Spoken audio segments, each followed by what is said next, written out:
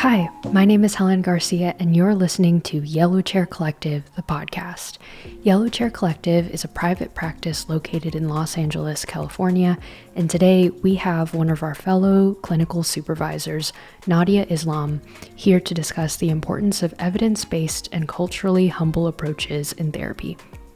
In today's episode, she'll explain the evidence-based therapy strategies that have proven to lead to significant improvements in client symptoms and conditions. We also talk about cultural humility and acknowledging the limitations of current research. Nadia also emphasizes the importance of client advocacy, empowerment, and her background and experiences as someone who worked in domestic violence shelters. Overall, the conversation highlights the importance of focusing on the dynamics of relationships and finding meaning in one's own life. Let's start today's episode.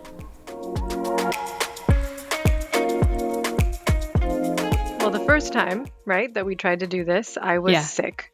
Yes. I was recovering. You were recovering. I was sick. The second time I was recovering, and then the third time your Wi-Fi crapped out. Yes. No, that's not true. We didn't meet the first time. We just talked about it. Yeah. Well, you were sick, and then, it's just right place, right time, Yeah.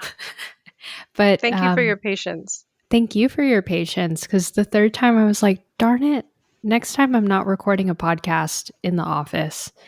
Because, the office Wi-Fi is just not the most reliable Wi-Fi. But anyhow, I'm really grateful for your time, because I've heard people talk about just how your experience and your supervision has helped them. Like I've heard from Priyanka, and I've heard from other associates just how you're awesome. So I just can't wait to interview you. That's so sweet. Thank you. Yeah, of course. So I don't want you to video record me, though. You know that, right? I know that. Yeah, I'm only going to use the audio.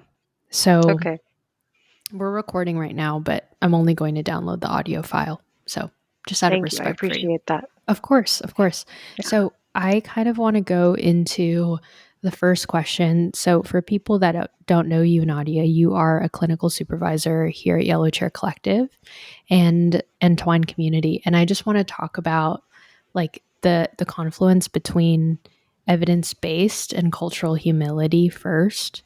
But I'd love for you to unpack those two terms, because the average listener is someone that's interested in psychology and mental health care. And so maybe unpack that for me. Like, what is evidence-based? What is cultural humility? And how do those two things play a role in the work that we do at Yellow Chair? I'll start with evidence-based. Okay. And it actually probably is not the best term to capture what we mean when we use it. Yeah. Evidence-based could probably be better described as empirically supported, but that even sounds worse, right, in terms of lingo. But empirically supported means that there's research evidence that would suggest that using this particular strategy will lead to a significant improvement in the symptom or the condition that you're currently seeking help to resolve. Yeah. Right? So there's evidence that suggests that what I'm suggesting we do together is going to lead to a significant and substantial improvement in your problem. Yeah. So that's super important to me, because I would love it, right, if clients were to turn around and ask us, why are you suggesting that I come to therapy once weekly? Why are you suggesting that we do X, Y, or Z during our session? Why are you suggesting that I do this in between sessions? Like, what's the point? Right? And oftentimes we're not able to answer that question readily. And part of my goal in the work that I do and also in the supervision that I facilitate is to be able to answer that question. Well, I'm suggesting that we do motivational interviewing, because it sounds like you're really struggling with ambivalence around this particular decision. Yeah. Right? And before you can figure out what you should do, let's figure out what you want to have happen. How do you want your life to be different? So that's the evidence-based or empirically supported part. Okay. The cultural humility piece is that we recognize that a lot of the research that is available to us was not did not invite as diverse of a population as we currently have, right, in the United States, or may not have incorporated our particular community at all. Mm-hmm. And so acknowledging that there is that misalignment, right? How do we not dismiss all of it, right? Mm-hmm. Because some evidence might be better than no evidence, Mm-hmm. right? But also having that capability to acknowledge this may not work so well, right? This may not fit. At the same time, I'm asking you to take this risk with me. And if it doesn't work out, it's okay. We'll keep trying. That's the attitude Yeah. that I want to bring to our work with everyone, right? Whether they're clients or colleagues or students, is that let's try this. We have good reason to believe that this could be effective, right? But in case it isn't, that's okay. We can move on. We can learn from what we tried and we can try something else. And my my main message is I will not give up on you. Right? I have hope that your Mm. life can be different and I will not give up on you and I hope that you also do not give up on this process. I like that. I think that when it comes to client advocacy, I loved the piece that you just said about I wish clients would turn around and ask us the question, why is this necessary and why do we do this? Because I think it allows an understanding. I I have two things going on in my mind, but I want to ask this question first because I think that you are able to talk about things with a lot of experience under your belt. And I guess I want to check in about the why piece. Like, why is it important to have clients advocate for themselves? What has been your experience with the absence of advocacy? And like, talk to me about that. Why is that important? For me, it's the empowerment piece, Yeah. right? So my work is to offer you, of course, tools, right, and resources at the same time to also convey that you have power to change your life. Yeah, Mm, and so if it's about empowerment, this must be a collaborative process. So even as I was answering your first question, I was kind of cringing inside because I would rather not be the person that's making suggestions, yeah. Yeah. right? Because if I make suggestions, I'm offering advice, and we know Yeah. that doesn't work. Mm-hmm. So Yes.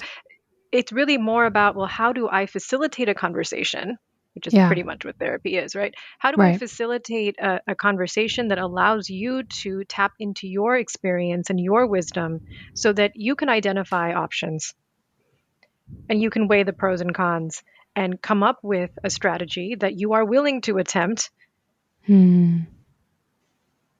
in this first round of problem solving, for example. But even before we go into that, right? Like, how do we first decide what the problem is?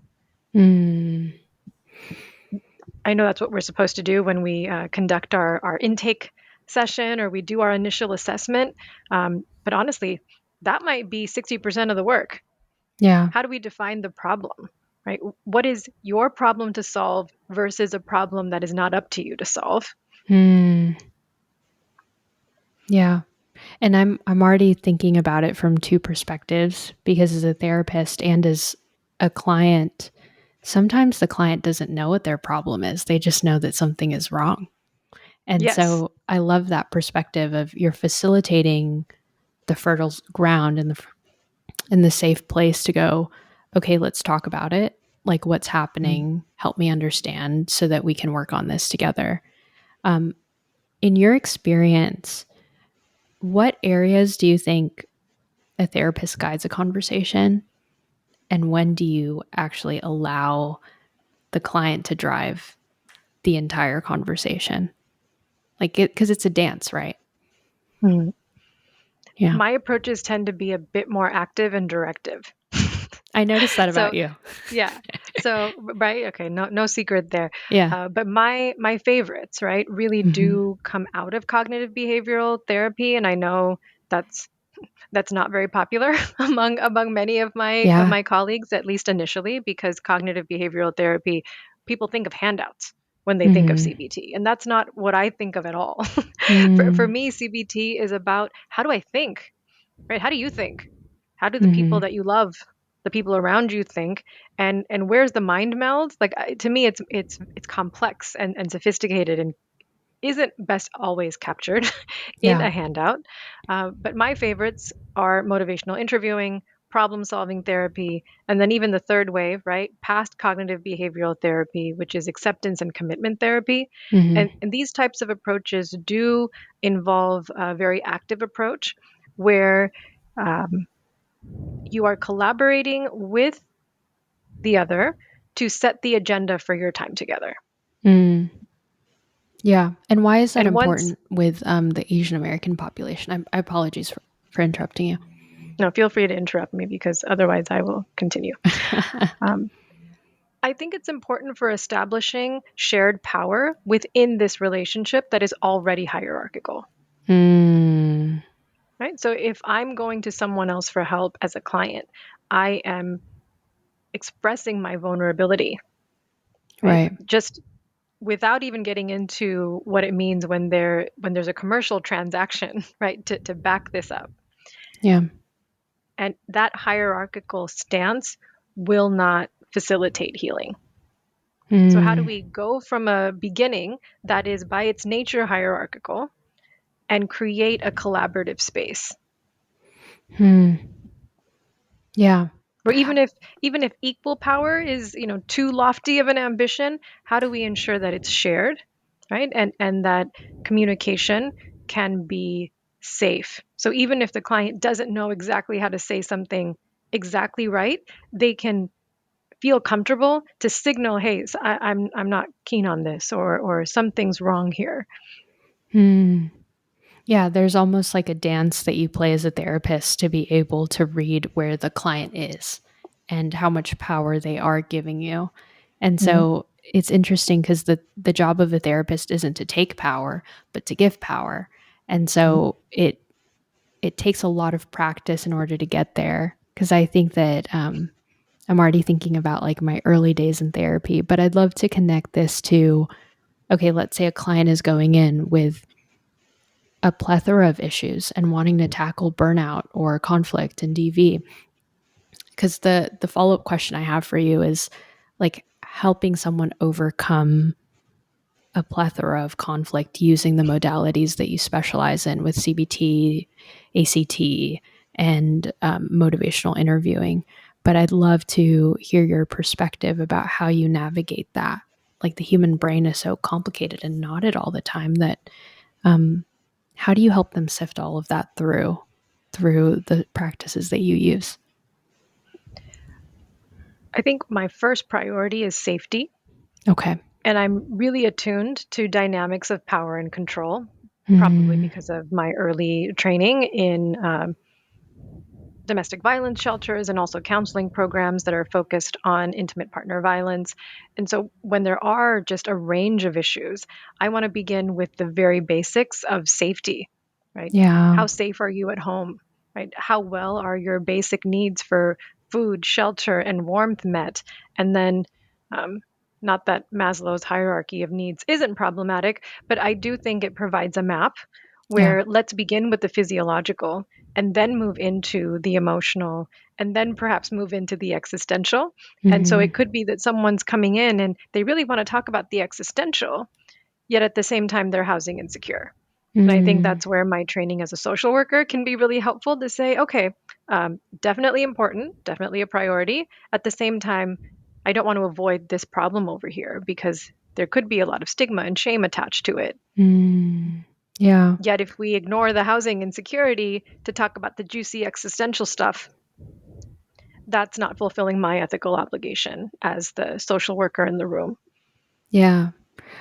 We both have a degree in social work, and that's the training that I had. My early training was in a DBT based facility. We weren't all trained specifically in DBT, but influenced by DBT practices. And a lot of the things that we learned as clinicians was that you can't go to self-actualization until the client has felt safety first. And Mm-hmm. you said something that I kind of have a question mark about. You said, not that I don't have an issue with the Maslow's hierarchy of needs, but it helps you move through the phases of physiological, emotional to existential. What is wrong with the Maslow's hierarchy of needs? I'm curious about your perspective. Well, this is pretty recent. I was reading about how Yeah. Maslow borrowed this idea from an indigenous community that he never gave credit for. Oh my gosh. I did not Yes, know that.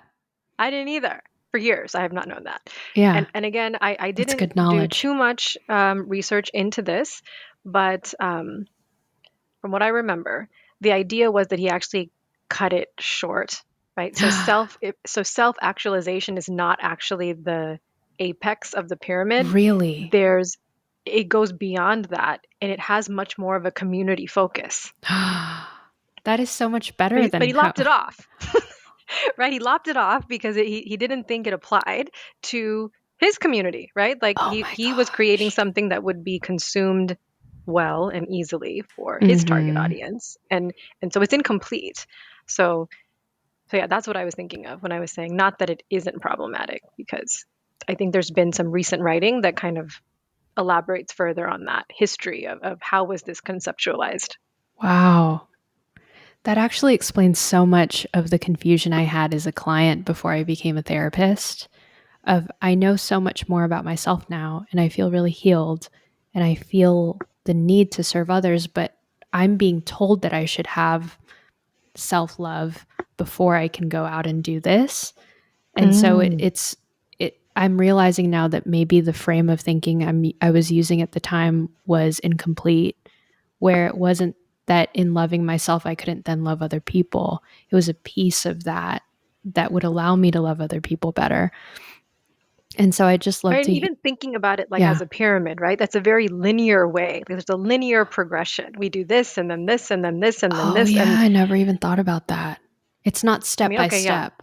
it it it isn't, right? Because otherwise clients would come to us and say, okay, I have this basic need that I need help with solving first. But like you pointed out, it isn't just one thing, Yeah. right? People come with a web and they might actually be more motivated to focus on security and feelings of belonging as opposed to the physiological needs that are unmet.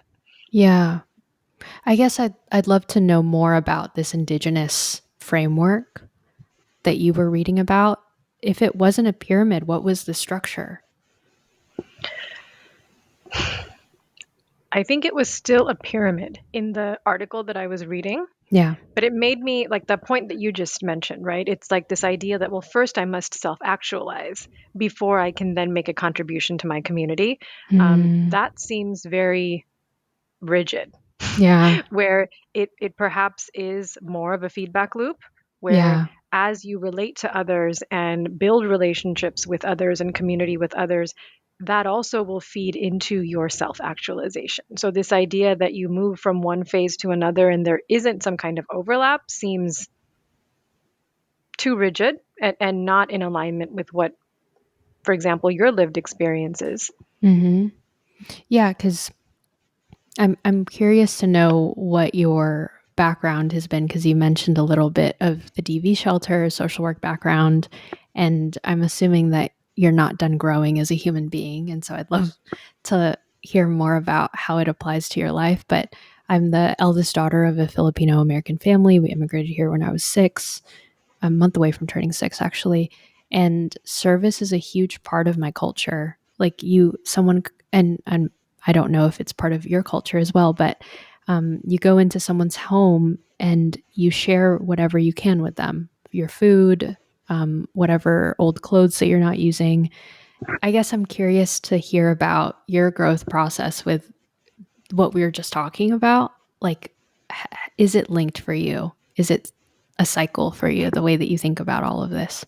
The Maslow's hierarchy, incompleteness. That's a good question.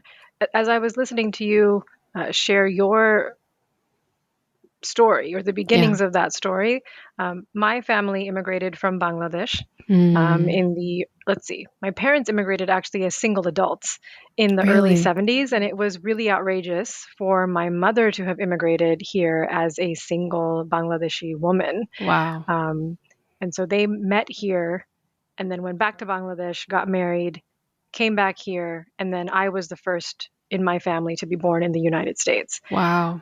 Um, and my parents were small business people. and there was a heavy emphasis on financial security. Mm-hmm. And so when I wanted to pursue social work, um, there wasn't a lot of support. I Wow. remember, for example, my uncle telling me that, and this is true, I was an economics major. Mm-hmm. And so he said to me, "You studied economics, but you never learned the relationship between investment and return." And what he meant was, Yeah. of course, right? There's always subtext. The Yes. subtext is, we've invested so much in you, and look at what Mm-hmm. you're doing. Mm-hmm. You're throwing that all away and Mm-hmm. pursuing this profession that is underpaid, right? Yeah. Doesn't have any status or glamour Mm. attached to it. Like, this just makes no sense. Yeah. I relate to that so much. My dad had a similar talk with me because Yeah. I originally got a full ride to be a biochemical clinical microbiology major at a CSU, and I turned that down to pursue sociology at a liberal arts college, and then I got Mm. an MSW. But what drew you to the profession, Nadia? Because you got a college degree in economics, and then what brought you to social work? So I actually studied economics because I was interested in international development. And I wanted to study social work because I understood that social workers were focused on alleviating poverty. Wow. I didn't even know that social workers became therapists. Like, that was a very foreign idea to me, because the one social worker that I knew in my family on my mother's side, she had her master's degree in social welfare, and Mm. her entire career was focused on women's empowerment and community development. So that's what I Wow. thought social workers did. I thought they were focused on social and economic development. So the undergraduate degree in economics was supposed to be a stepping stone into work that was focused on alleviating poverty. Wow. And when I finished that, I was looking for graduate programs because I was also raised to think that completing my education meant having a doctoral degree. Yeah. So the college degree was like just the beginning. And so as Mm-hmm. I was looking at graduate study, I asked my great aunt, as well as my uncle, who was also very involved in humanitarian aid work in post conflict settings. I asked Mm-hmm. them, what should I study that will allow me to both work with survivors as well as change communities? And both of them suggested social work. Mm. That's so interesting. So, what brought you to therapy then? I never thought I would do therapy Yeah. ever. Yeah. Yeah. Because your Um, background is in like DV shelters and community organization. And so, I guess, like, if you're comfortable breaking down what happened, I'd love to hear more. Yeah. right. What happened? So, another motivation to pursue social work was some cultural history. So, Mm. Bangladesh became an independent country after the Liberation War of 1971. Hmm. And during the Liberation War, it was actually the first military conflict where rape was documented as a tool of war. Oh my So, gosh. um, of, of course, rape has been a part of Right. war and military conflict forever. Right. But my understanding was that this was the first conflict where there was written documentation where superior officers would provide orders to soldiers that they were to go into a particular locale and rape the women that they found there. And so Wow. I had heard stories about how my aunts would escape into an underground pit that was then covered with construction material and other debris in order to hide from soldiers, because they Wow. knew that this was part of the risk. And Yeah. again, the war came to them because they were living in East Pakistan at the time, that Hmm. eventually became Bangladesh after the Liberation War. So I knew this history. And Hmm. that was part of the reason why I was asking what would allow me to both work with survivors as well as work on community change. And so coming into social work, I attended Columbia University in the city of Hmm. New York. Hmm. And I actually moved to New York 20 days before 9/11. Oh my gosh. So my timing was not Not totally the colored my best. experience. Yeah. Um, But once I got there, I was telling my practicum faculty that I was eager to do this type of work with survivors, and so they actually nominated me to pursue a training fellowship that was only open to first or second generation immigrants who were fluent in a language other than English. And so that Mm. got me into it made me eligible for this particular training program. And it also placed me in an agency that was, it's no longer in New York City. They closed their doors, but they were called the New York Association for New Americans. And they were a Wow. fairly prominent refugee resettlement agency that did work in collaboration with the Jewish Board of Children and Mm. Family Services. And Wow. the particular program where I was assigned was to work with men and women who were experiencing problems concurrently with both their immigration status as well as intimate partner violence. Wow. So we were collaborating with immigration attorneys to help them adjust their immigration status as well as enhance their safety, whether that was by leaving an abusive relationship or otherwise increasing their safety while they were negotiating it. Wow. So paint the picture for me. You moved to New York and it's 20 days before 9/11. You find yourself in this situation. Did you face any sort of like discrimination during that time? And what was that experience like for you, given that you were also doing this type of work? It was very surreal. Really? I don't have very many memories of that first semester that I was in school. But when I moved to New York City, I actually wore hijab. And so Yeah. it was very easy to identify me as a Muslim woman. Even Wow. if you didn't know my name, my name gives it away Yeah. very quickly. Hmm. And I also, before I got to New York, knew that I needed some cash. So I actually got a job with the New York Asian Women's Shelter. And I Mm. got a job as their overnight shelter attendant. And Ugh. what I didn't know is that, and this is probably not information I should share, but as part of my job, I actually had to walk from one location to another, like Mm. between midnight and 3 a.m. And Oh so my here I was, new to gosh. New York City, right? I was new. Of course, I didn't know these neighborhoods. I Yeah. barely knew how to navigate the subway. And I found myself walking alone in the middle of the night trying to, and also being responsible for other people's safety, other women and children who were Yeah. traumatized themselves. And so Mm. it was extremely stressful. It was at that time that I stopped wearing hijab, and Mm. really had to grapple with what it meant to be a woman who had grown up in a Muslim family and Hmm. was now trying to negotiate my adult identity in a strange city. Mm. What was that experience like for you psychologically? Because I feel like we're marrying these two ideas together of serving community and self-actualization and applying it to your life specifically, and maybe the people listening to this might be able to relate, but there is something that starts to happen to you when you're placed in a situation that you didn't choose, like for things Mm. outside of your control to then affect your day-to-day life. um, was that an easy decision for you to make? I'm sure it wasn't, but I'm curious about what was happening inside of you at that time. I thought about leaving. Yeah, Like, I wait, bet. I'm not from here. Uh-huh. I don't know anybody here. It is time to go home. And I actually looked into transferring to other MSW programs. And then I don't know if it was, again, I don't have much memory of that first semester, Yeah. but I literally found this is back when we did paper applications, by the way. And so I had requested these paper applications so that I could apply to transfer to these other MSW programs. And I lost them. And it wasn't until months later, like I found the application to the University of Hawaii under the couch, which was actually a futon. But and so I had these urges to flee, right? So Yeah. I remember that pretty concretely.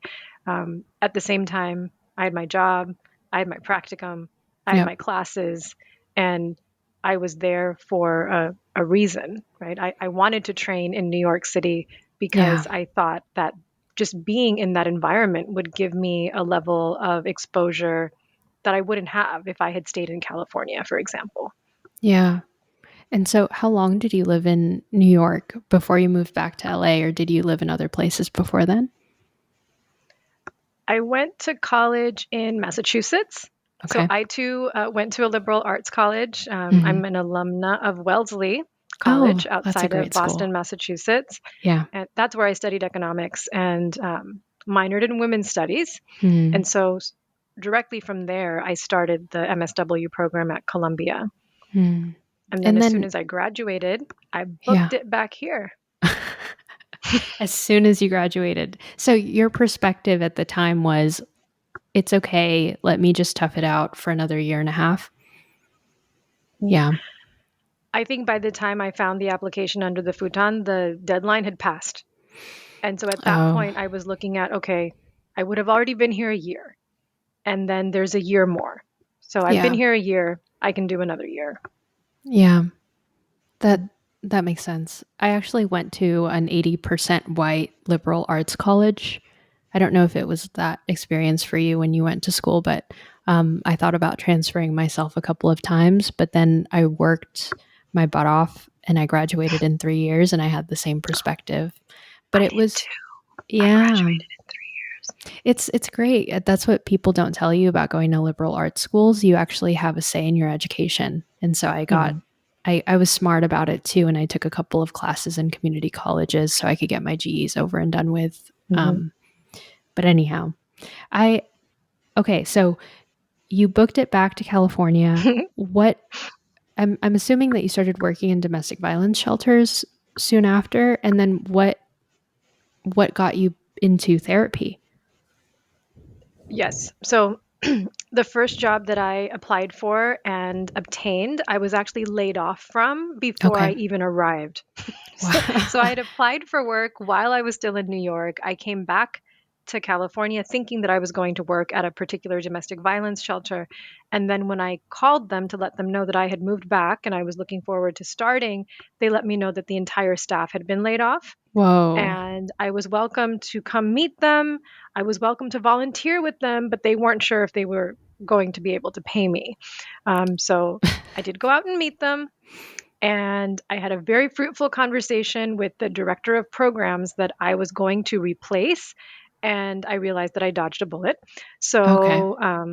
So that didn't quite work out. I ended up accepting um, the first job that I was offered at the highest level of pay because someone Mhm. had told me that those first jobs you really want to you're setting a floor for Yeah. what your compensation is going to be as you move forward. So I was trying to be strategic, but in spite of my best efforts, my first salary was less than my total amount of debt from my MSW program, which of course did not help with the whole investment and return conversation that was going on in the family. But that first job was actually as a trainer. Okay. And I wasn't there for very long because I had my eye out for work in other domestic violence shelters and community based programs. And I don't think I mentioned this before, so I will now. One of the reasons why I came back to California is that when I graduated, and I don't know if this is fact, but my professors were telling me that there were more social workers in the city of New York than there were in the entire state of California. Really? Because at that time, the only programs that were offering MSWs were UCLA, Mhm. Berkeley, Loma Linda University. I mean, Cal State Long Beach had, Yep. I think, the largest program Yep. of all of them, but Cal State LA might have just been starting to Mm, offer an MSW, but a lot of the campuses that offer the degree now were not in existence then. that's And true. so the compensation for social workers in New York was very depressed just as a result of supply and demand, right? It still is actually. The Mm. pay, because I visited New York to do a presentation, and the compensation, I think, for a licensed clinical social worker was about 60K. So they get paid a lot less than what an associate would usually get paid in the city of Los Angeles. So Yeah. yeah, I think. it is that concept of supply and demand in economics. Like when there's a lot of supply, your pay doesn't really go Hmm. up. So Yeah. yeah. But you've asked me now twice what got me into therapy. So part of my job, once I Okay. began working in domestic violence shelters again, Yeah. was to provide individual therapy and also to facilitate support groups with survivors. So Mm, I was doing it alongside the program development and the program management hmm. that my role demanded. And that was one reason why it took me 5 years to actually accrue my hours in order to sit for the license exam. Oh, I didn't know it took you 5 years. Actually, was that a Yeah, pain most in the most butt? people are surprised. Yeah, Yeah. but I didn't give up Yeah. because again, my goal was to engage in international social work, and Okay. and I again, with all of my research, had found that the license was important if I Mm, wanted to break into that field. So I had it as a goal, and so 5 years after I graduated with my MSW, I was finally licensed. mm. And and so you ended up getting your MSW. You end up going into international social work? I tried and I failed miserably. Oh, really? What happened? Yeah. So I finished my PhD in 2009 Okay. and I applied to work with voluntary service overseas, Hmm. which some people refer to as the British Peace Corps. Hmm. Major difference is that they are completely non governmental Hmm. and went through their onboarding process. And I was assigned to serve as a monitoring and evaluation advisor to an organization in Colombo, Sri Lanka. And the Ah. organization was called the National Peace Council. They had been advocating for a diplomatic solution to the country's decades long civil war. Um, un- Unfortunately, by the time I arrived on the island, um, the Sri Lankan government had pursued a military solution and Oh. ended the conflict at the cost of thousands of civilian deaths. Oh my And gosh. so the political context at that time was, well, see, we tried diplomatic solutions for years and it got us nowhere. Now Hmm. that we have a government and a president who is willing to use the force necessary, that's what's finally brought us peace. So Hmm. the takeaway was the exact opposite of what the organization I was now attached to had been advocating for years up until that point. But at the same time, everyone was just relieved that wow, the war seems to be over. Hmm. And so, like, did you end up just going back immediately back I to was there California? for about 5 months, Okay. and when I say I failed miserably, is that I just did not know how to function. I didn't know how to Hmm. negotiate. Um, Hmm. in a cultural context that seemed familiar.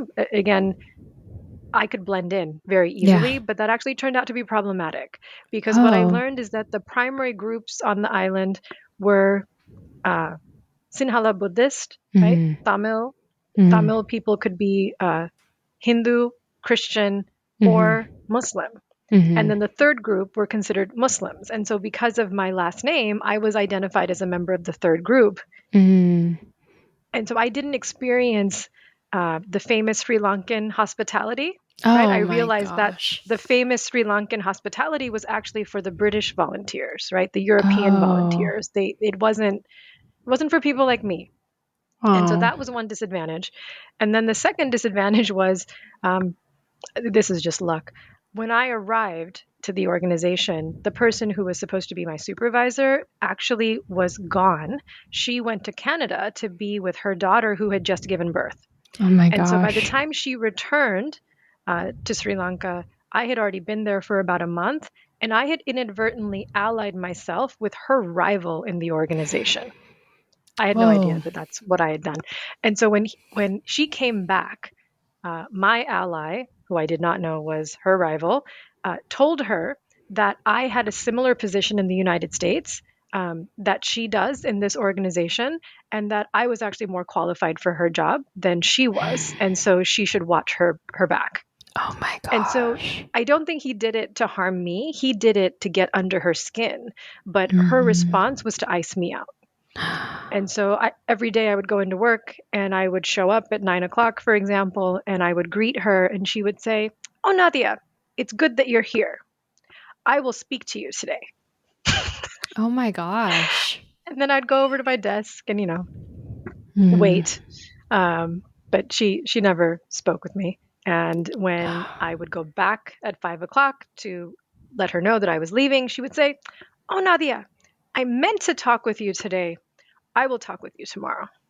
And Hmm. that went on for a few weeks before I asked my coordinator for voluntary service overseas to intervene.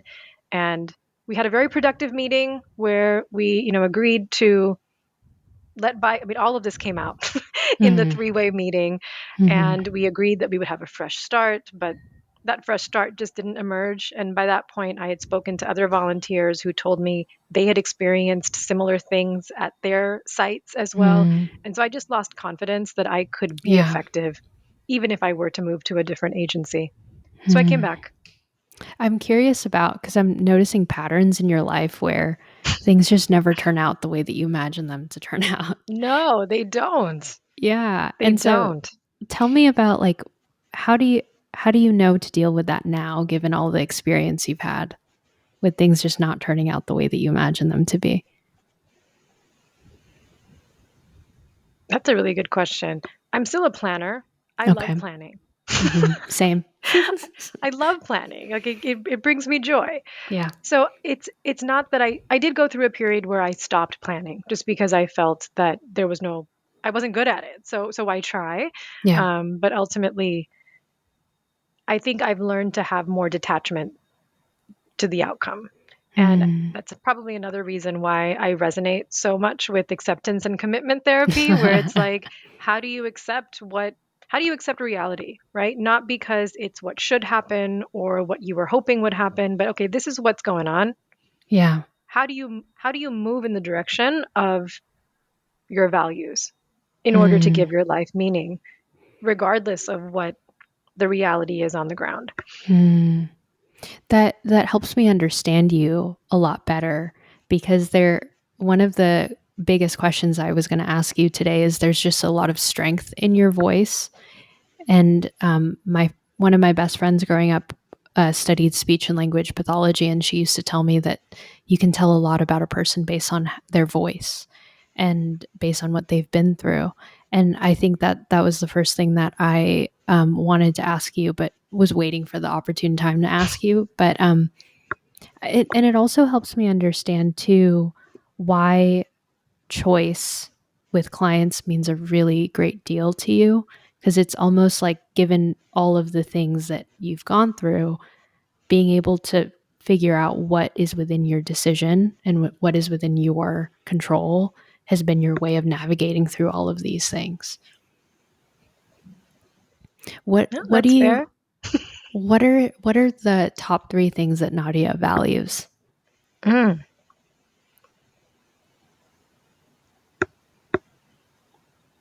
So that's a tough question because I would argue that values aren't nouns, right? Values Interesting. are adverbs. Okay, tell me more.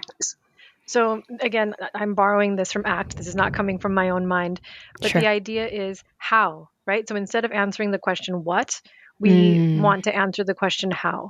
So it Mhm. would be, what would be my values for how I show up in a particular context? So how do I want to be a social worker, for example, Mm. or really more generally, how do I want to show up in my work identity? Yeah. Right? And what would be the adverbs, right, that would describe how I would act in that context? Yeah. Interesting. So how Yeah. would So you go ahead? Sorry, didn't mean to interrupt. no, it's I'm thinking. so so my values would shift potentially, not Okay. necessarily, but potentially as we move from one life domain to another. Mm. So with work, for example, um, I would say overall in life, I think my greatest value is freedom and Mm. autonomy, right? So what can I do that will move me closer to that freedom and that autonomy? And so I've really done better in jobs where I had the trust of my supervisor and my employer to be able to identify a problem or even receive a problem and figure out how to respond. And again, they have trust in my process that it will be a collaborative one as opposed to my telling someone what needs to happen. Okay. So freedom is one. Freedom is one. Yeah. Also, I love existential questions, Mm, and I often land in a pretty nihilistic place where it's like, we are so insignificant. None of this matters. Like, why is this even bothering me? yeah. At the same time, what I come back to is that we are here to love and be loved. Hmm.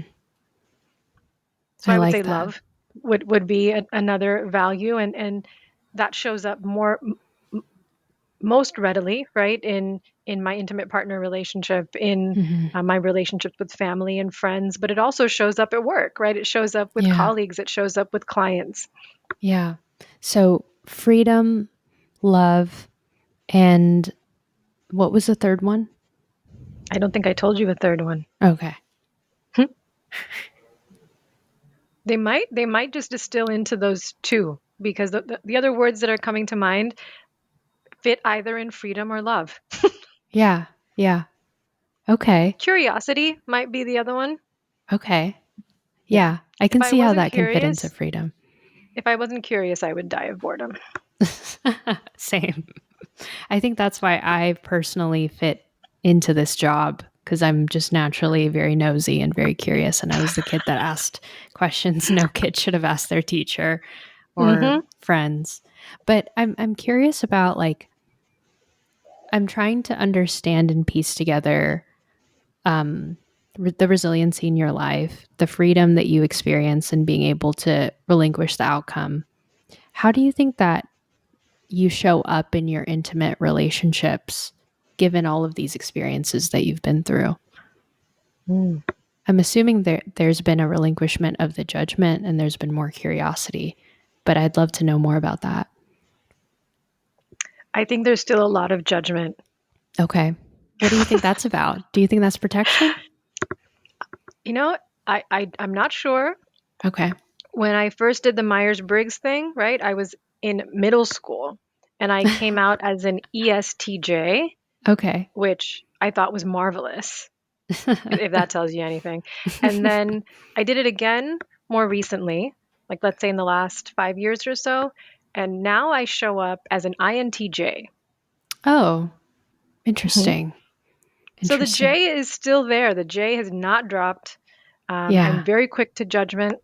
At the same Hmm. time, I've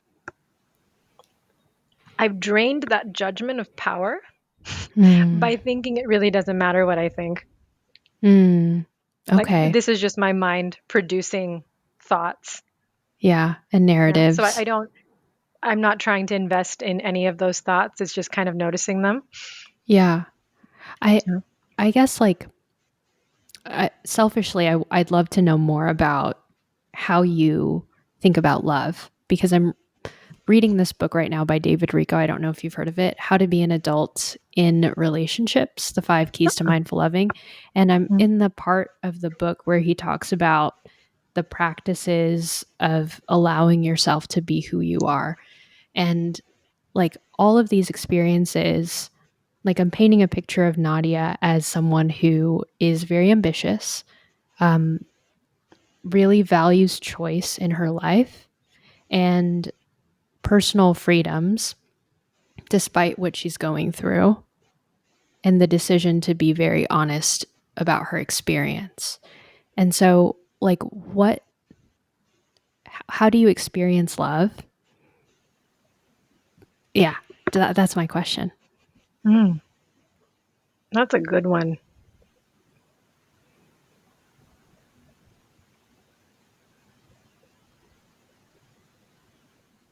This is a tough one because I think I've grappled with a core belief of unlovability for a long time.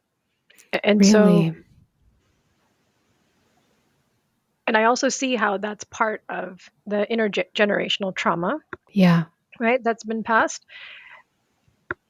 And the two people that I have felt unconditional love from are my sister, who's nearly 8 years younger than me, Oh, and my husband, which yeah. is strange because I don't think unconditional love should exist in adult relationships. Yeah. Yeah. Yeah. Yeah. But Yeah. just that radical acceptance of I will love who you are. And Wow. it doesn't matter, right? Like it Hmm. doesn't matter what you do, it doesn't matter what you say.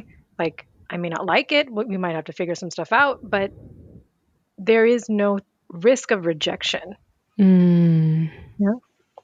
Well, I would be a bad podcast host if I didn't ask you the question because there might be some people listening going, what do you mean unconditional love shouldn't exist in adult relationships? And so I agree with what you're saying, but just playing devil's advocate, why don't you think Mm. so? I think as adults we have agency, Hmm. right? And for relationships to work, for adult relationships to work, there needs to be reciprocity, Hmm. right?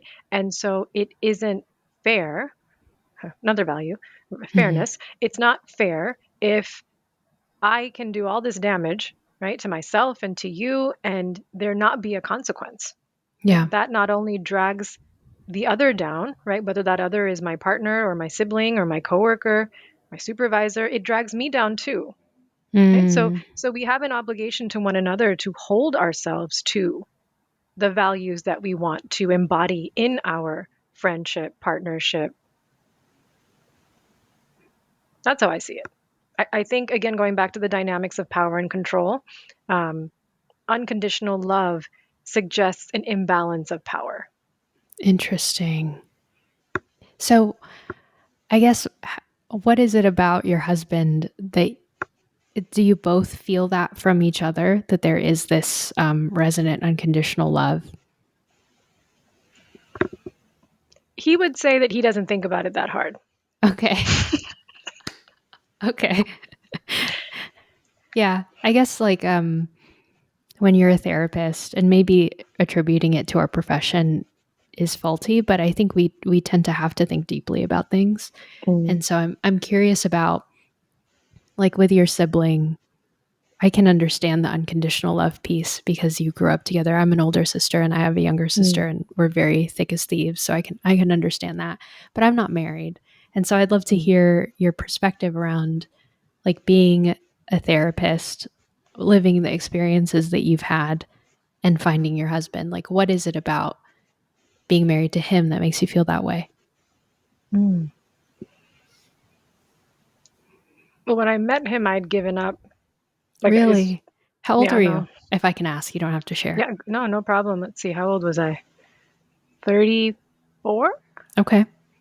Yeah. 34, and I had right a series As of we all do. uh, of experiences that had really just burned me out, Yeah. and I had subscribed to the idea that, oh well, if I'm not finding myself in the situation that I want to be, it must be because I need to work on myself. And so since I'm Mm. not in this relationship that I would like to have in my life, let me focus on improving myself, right? And preparing myself for this relation to enter into my life. And now I think all of that is bogus.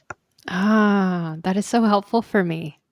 I think all of that is bogus. Like, and I was so angry when I came to this conclusion for myself. I felt like I had been had, right? I had been had Really? by all of the self-help authors and the retreat offerers, and it's like they Yeah. want me to think I'm damaged because they can earn a buck Mm. off of me. Mm. And they did. Unfortunately, they took a lot of my money. Mhm. Yeah. That's real. Maybe not a lot, but more than I would have liked at this Yeah. point, right? Looking back, Yeah. and I don't think that's true. I don't think there's anything wrong with anyone who finds themselves single when they would like to be in a relationship, right? Or who Mm. finds themselves in a relationship that is imperfect, right? Mhm. It's not because there's anything wrong with you. And anyone who Wow. suggests it, don't trust them. Wow. What was that moment for you? Like walk me through the realization. Is it when you met your husband? Was it on your first date? Was it when he took a No, I think it knee. was actually before. It was Really? before. Yeah. Tell what was it a moment? Was it a series of realizations? Um, for me, anger actually has been really useful in my life Okay. because when anger shows up, it signals to me that something is not right. There's an injustice happening. Yeah. And so that anger gives me the energy to actually take action and to move away from the conditions that are otherwise harmful to me. And so Mhm. I think that anger showed up first, where it's like, wait, this is just nonsense, right? I've bought into this idea that if only I were XYZ, then I would be deserving of this other thing. Wow. And I've bought into this not only from authors and, like I was saying, right, people who want me to go on retreats with them and so on, but I've also bought into this from potential partners who are messaging this to me. Wow. Um, and so that skepticism followed by the anger, I think brought me to a place where it's like, okay, if that's what's on offer, I'm good. I can Mm. take a step back. I can create a life of meaning and happiness for myself without this. I'm Mm. good. Yeah. So I'm using myself as a guinea pig right now and being very vulnerable, where I think that about myself right now in this season of my life. And so I guess like what I'm hearing you say, and please correct me if I'm wrong, is that instead of subscribing to the idea that something is wrong with you and that's why you're not in a relationship, focus on living a life that is meaningful to you. And if that right person, and please tell me if there is such a thing as a right person, if the right person comes along, great. If not, great. Is that what you're saying? Kind of, but I'm hoping to say Okay. more than that, Please. because I know when I came across that idea, I found it really dissatisfactory Okay. because it's hard to be neutral when you want something, right? Yeah. Yeah. As Yeah. strongly as many of us do. And so, oops, sorry. It's Um, okay. and so, going back to the idea of the right person, Mm-hmm. I think there are many right people Mm-hmm. for each of us. Mm-hmm. And instead of being focused on this other person and their qualities and what would make them right, how do we focus on this third thing that we are trying to create together? How Oh. do we focus on the quality of the relationship? And if the relationship is Oh. something that we want to continue to cultivate and Hmm. maintain, right? Because there Yeah. could be someone who is great, Yeah. but the relationship that you create together isn't in alignment with your values. Interesting. So because I'm still trying to understand all of this, like what how do you separate the identity and the hyper indexing on that person and focus on the relationship?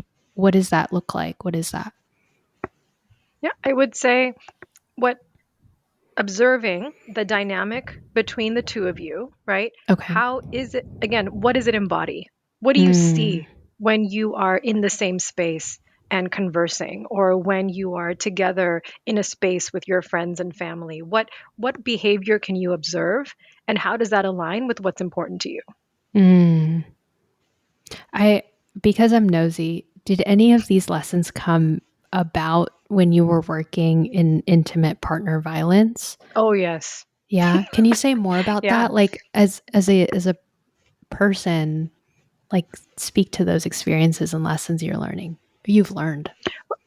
I think because, let's see, I started social work school when I was 20 years old.